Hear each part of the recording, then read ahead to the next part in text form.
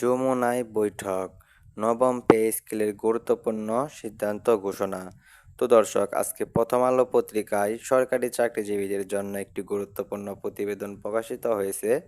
তাই ভিডিওটি না টেনে শেষ পর্যন্ত দেখুন। আর এখন পর্যন্ত যারা আমাদের চ্যানেলটি সাবস্ক্রাইব করেননি, দ্রুত সাবস্ক্রাইব করে ফেলুন।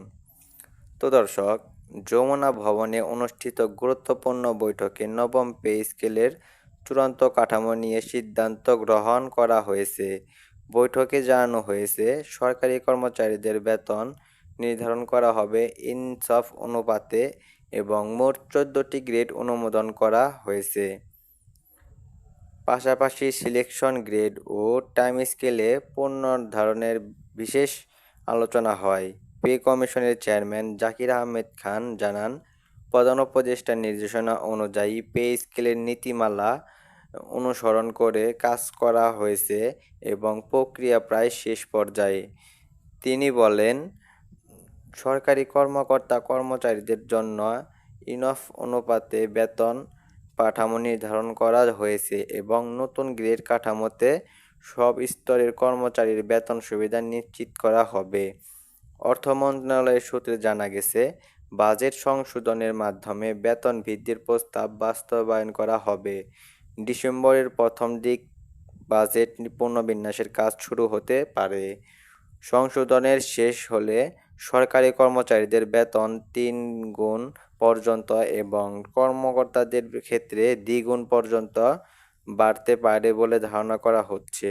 সচিব পর্যায়ে কর্মকর্তারা জানান, পূর্বের প্রস্তাব ছিল 18 অনুপাতে, তবে সর্বশেষ আলোচনায় 16 অনুপাতে বেতন নির্ধারণ করার প্রস্তাব জোরালোভাবে উপস্থিত করা হয়েছে। বৈঠকে কর্মকর্তারা নতুন পে স্কেলের সুবিধাবলী তুলে ধরেন এবং পূর্বের বৈষম্য দূর করার পদক্ষেপের প্রশংসা করেন। পে কমিশনের এক শীর্ষ কর্মকর্তা জানান, নবম পে স্কেল এমনভাবে প্রণয়ন করা হচ্ছে যাতে 2015 সালের অষ্টম পে স্কেলকে ছাড়িয়ে যায়।